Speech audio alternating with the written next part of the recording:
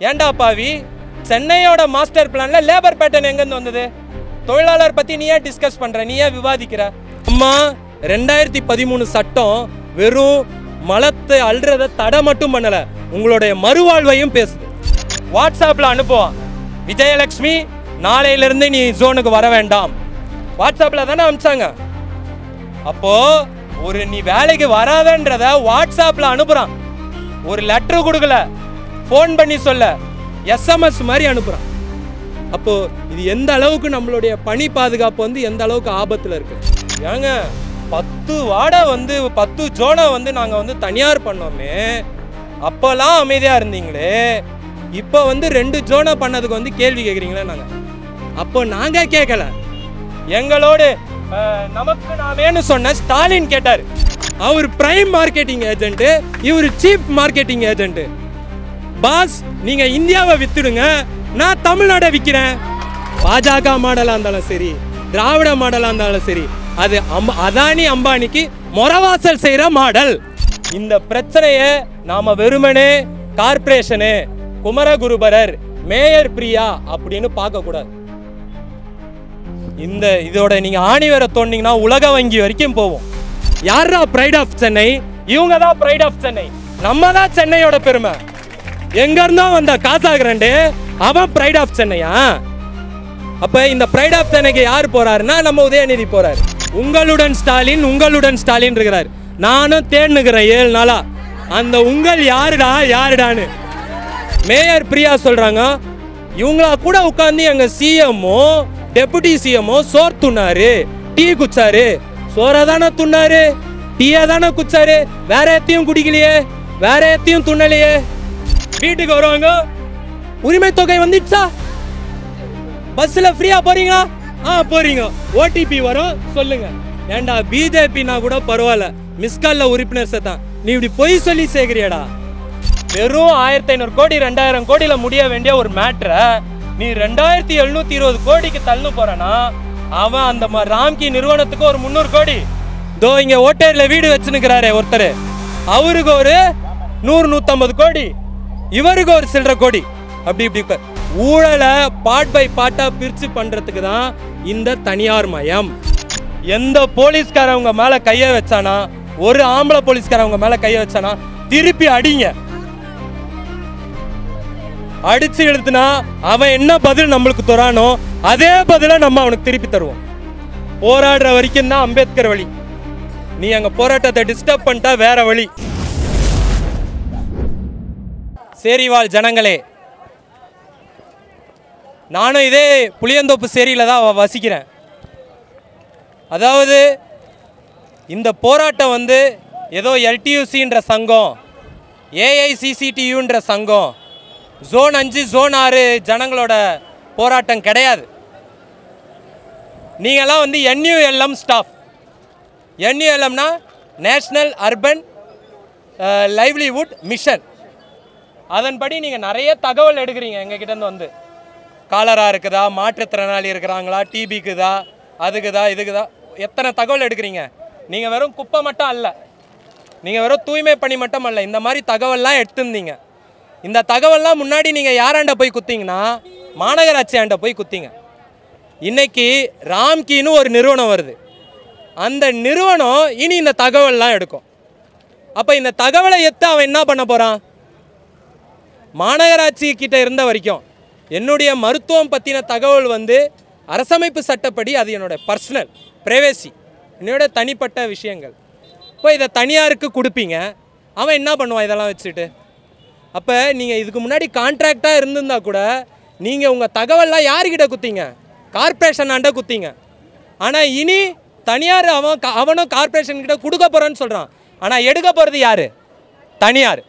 அப்போது இது வெறுமனே ஊழியர் முதலாளி பிரச்சனை மட்டும் கிடையாது, என் தகவல் சம்மந்தப்பட்ட பிரச்சனையும் கூட. உலக வங்கி கடன் கொடுத்தான் மாநகராட்சிக்கு, நம்ம கூட நினச்சோம் ஏதோ நல்ல எண்ணத்தில் கொடுக்குறான் போல. அவன் கொடுத்துட்டு என்ன சொல்லிட்டான்? நான் சொல்கிறபடி தாண்டா நீ இங்கே வேலை செய்யணும். எம்மா இப்போ 3வது மாஸ்டர் பிளான் ஒன்று கொடுத்துருக்குறாங்க சென்னைக்கு. மாஸ்டர் பிளான்ன்றது ஒன்றும் இல்லை, இங்கே ரோடு எப்படி இருக்கணும், சஸ்போன் எப்படி இருக்கணும், பிரிட்ஜு எப்படி இருக்கணும், எங்கே காம்ப்ளெக்ஸ் இருக்கணும், எங்கே வீடு இருக்கணும், எங்கே ஏரி இருக்கணும், இது சொல்கிறது தான் மாஸ்டர் பிளான். மழை வந்தால் எப்படி அப்படின்னு சொன்னாங்க. ஆனால் இப்போ கொடுத்துருக்கிற மாஸ்டர் பிளானில் என்ன சொல்கிறான்னா லேபர் பேட்டர்ன் சொல்கிறான். லேபர் பேட்டர்னா தொழிலாளர்கள் பற்றி சொல்கிறான். அப்போ ஏண்டா பாவி, சென்னையோட மாஸ்டர் பிளானில் லேபர் பேட்டர்ன் எங்கேருந்து வந்தது? தொழிலாளர் பற்றி நீ ஏன் டிஸ்கஸ் பண்ணுற, நீ ஏன் விவாதிக்கிற? அப்போ அவன் ஏன் விவாதிக்கிறான்னா உங்களை உறுதியற்ற வேலையில் வச்சுக்கணுன்றது தான் அவனுடைய ஒரே குறிக்கோள்.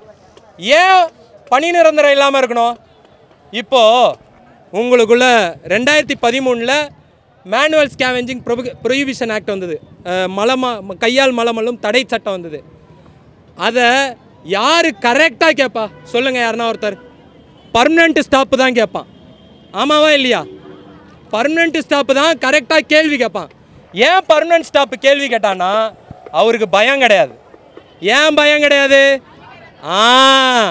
எனக்கு சட்டங்குது, நான் கேள்வி கேட்குறேன், நீ என்னை பிஎல்ல சொல்கிற, என்னை சஸ்பெண்டுக்குள்ளே போய் இறங்க சொல்கிற, மீத்தேன் அடிச்சு நான் செத்து போயிட்டேன்னா அப்போ அவர் கேள்வி கேட்டார்னா ஏன் கேட்டார்னா கேள்வி கேட்டால் அவர் வேலை போவாதுன்னு. நீங்கள் ஏன் கேள்வி கேட்க மாட்டேங்கிறீங்க? வாட்ஸ்அப்பில் அனுப்புவான், விஜயலக்ஷ்மி நாளையிலேருந்து நீ ஜோனுக்கு வர வேண்டாம். வாட்ஸ்அப்பில் தானே அனுப்பிச்சாங்க. அப்போது ஒரு நீ வேலைக்கு வராதன்றத வாட்ஸ்அப்பில் அனுப்புகிறான். ஒரு லெட்ரு கொடுக்கல, ஃபோன் பண்ணி சொல்ல, எஸ்எம்எஸ் மாதிரி அனுப்புகிறான். அப்போது இது எந்த அளவுக்கு நம்மளுடைய பணி பாதுகாப்பு எந்த அளவுக்கு ஆபத்தில் இருக்குது.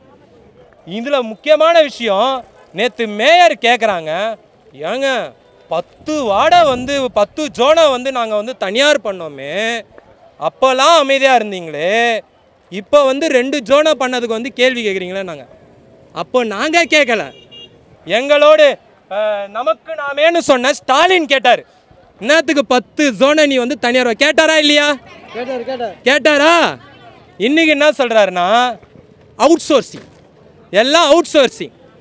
இதே திமுக தேர்தல் வாக்குறுதியில் என்ன சொன்னாங்கன்னா இந்த குப்பாள்ற ஜனம், சஸ்பெண்ட் க்ளீன் பண்ணுற ஜனம் எல்லாருக்கும் நாங்கள் பணி நிரந்தரம் பண்ணிடுறோம். அதுக்கு முன்னாடி நீங்கள் எனக்கு ஒரு உதவி மட்டும் பண்ணுங்கள், ஓட்டு போடுங்க சொன்னாங்களா?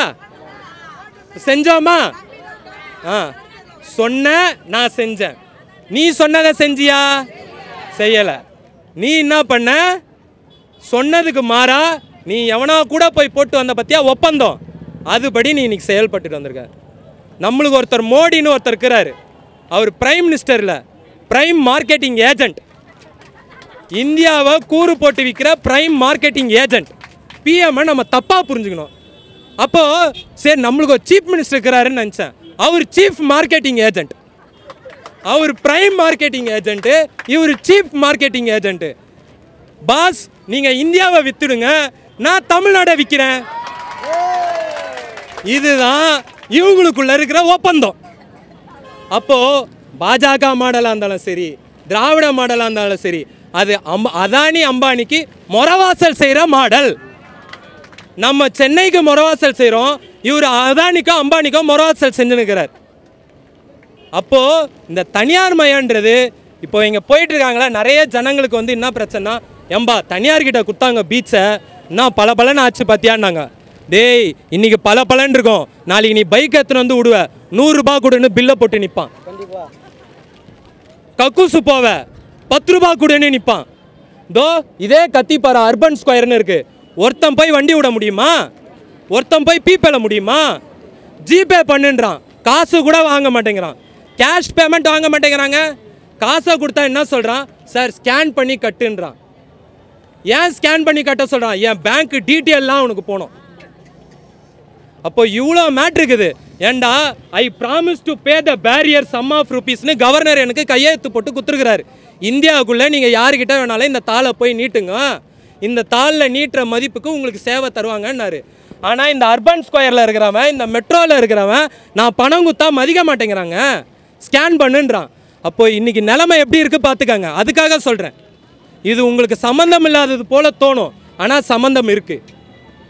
நீங்கள் இது ஏதோ 2 வார்டு பிரச்சனை இல்லை, 1000 தொழிலாளிங்க பிரச்சனை இல்லை, 1000 தொழிலாளிங்க பிரச்சனை இல்லை, இது ஒட்டுமொத்த தமிழ்நாட்டோட பிரச்சனை.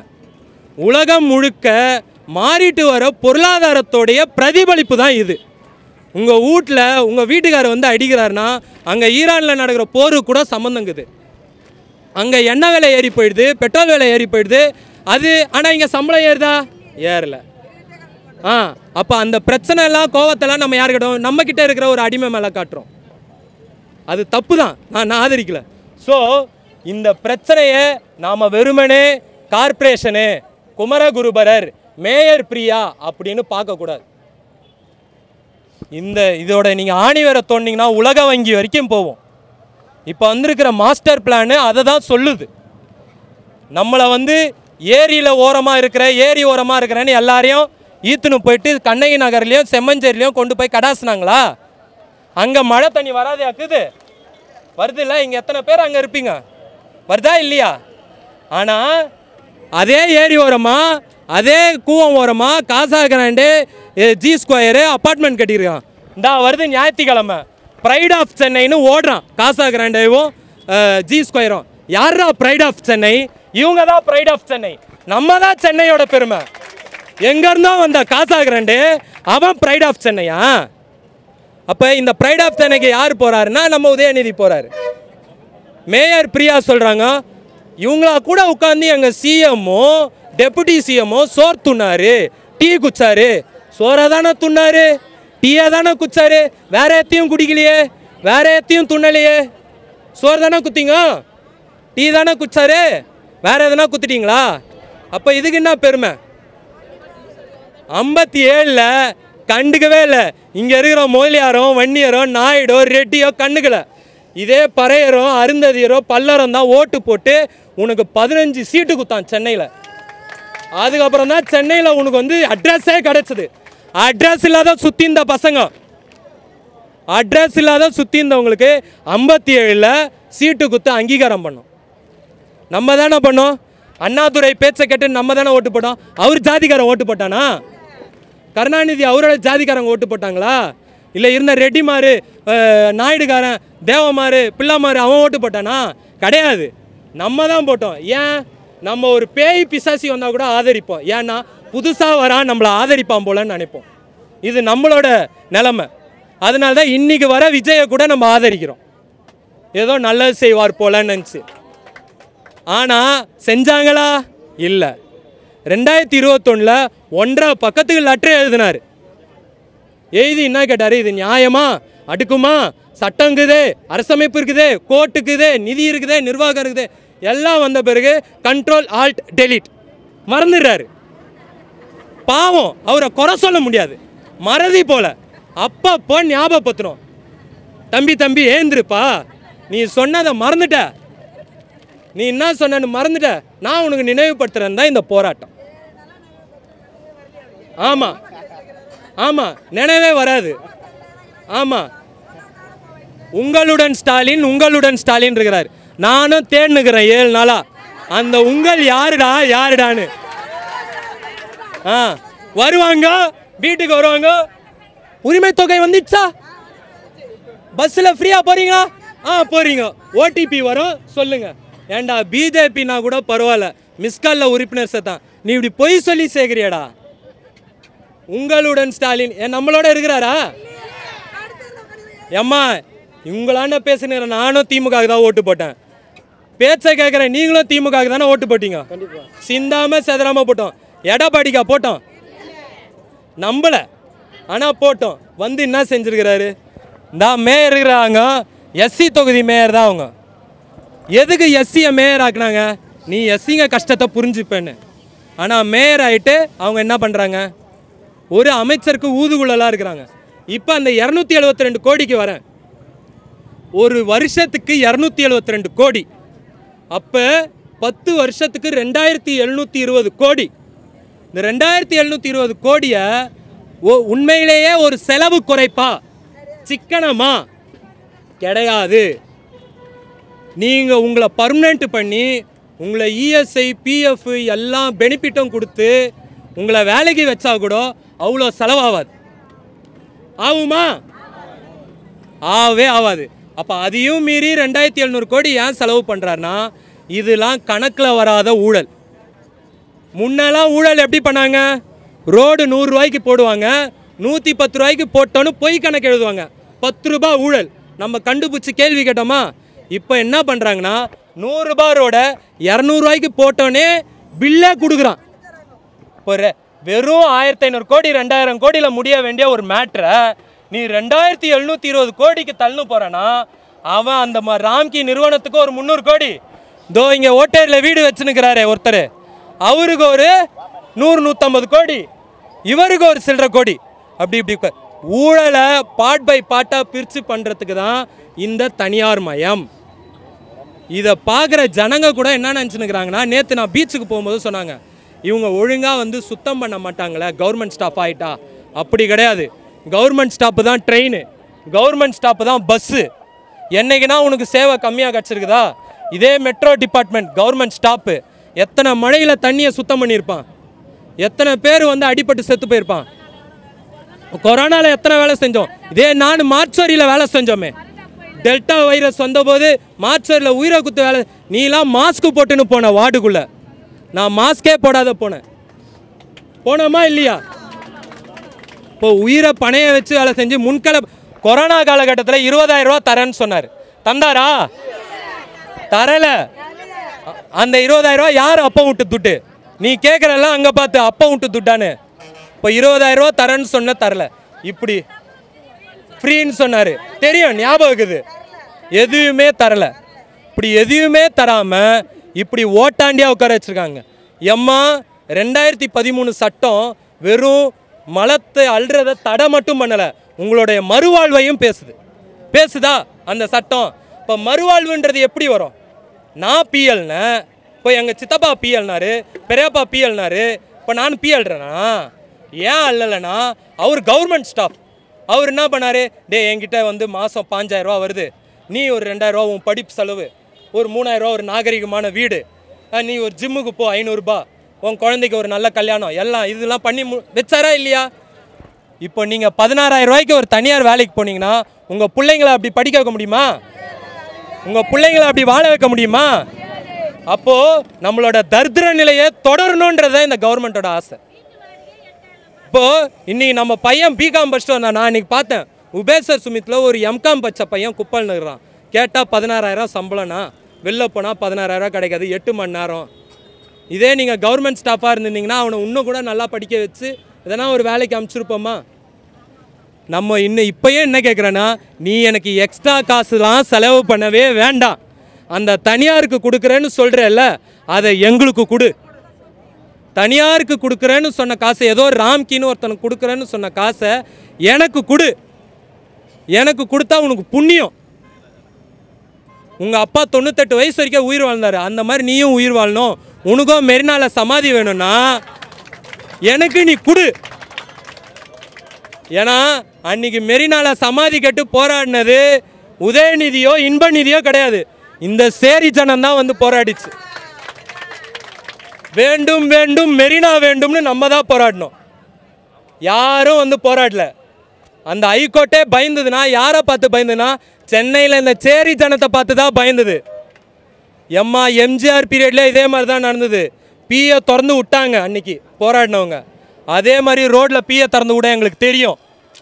சாக்கடை தண்ணியும் இதுவையும் பிஏ திறந்து விட தெரியும். ஆனால் அதை நாங்கள் பண்ண விரும்பலை. இது நம்மளோட போராட்டம், நம்ம ஊருன்ற பொறுப்பு நம்மக்கிட்ட இருக்குது. இந்த போராட்டத்தை நம்ம போராட்டம் மட்டும் கிடையாது கிடையாது கிடையாது, இது ஒட்டுமொத்த மக்களோட போராட்டம். நம்மளுடைய பணம் கொள்ளை வாசல் வழியாக கொள்ளை போது, அதை எதிர்த்து கேட்குற போராட்டம். அதனால் இந்த போராட்டம் நிச்சயம் வெல்லும். ஏன்னா இந்த போராட்டத்தில் இருக்கிறது பெண்கள் சக்தி. வரலாறு முழுக்க பெண்கள் சக்தி தான் ஜெயிச்சுது. பெண்கள் தான் ரீசெண்டாக கொஸ்டின் கேட்பாங்க, ரீசனாக கொஸ்டின் அவங்க தான் கேட்பாங்க, வேறு யாரை கேட்க? அவங்க தான் உறுதியாக நிற்பாங்க, அடம் அவங்க தான் பிடிப்பாங்க. நீங்கள் அடம் பிடிங்க, நீங்கள் ஏந்துக்காதீங்க. ஏன்னா இங்கே நேற்று ஒரு அதிகாரி சொல்கிறாரு, சார் இதை வந்து நாங்கள் வந்து இவங்க கேட்குற கோரிக்கையை கொடுத்துட்டோன்னா எல்லாரும் கேட்பாங்க சார். ஏண்டா எல்லாரும் நாங்கள் என்ன சலுகையாக கேட்டோம்? அப்போ கவர்மெண்ட் எதில் தெளிவாக இருக்குன்னா, இது ஒரு முன்மாதிரி போராட்டமாக மாறிடக்கூடாது, இதை ஒரு முன்மாதிரி போராட்டமாக மாறிடக்கூடாது. 8 நாள் ஆனாலும் இவங்களை வெறுங்கையோட வீட்டுக்கு அமிச்சோன்னு வரலாறு இருந்தால் தான் நாளைக்கு எவனோ 8 நாள் உட்கார மாட்டான்.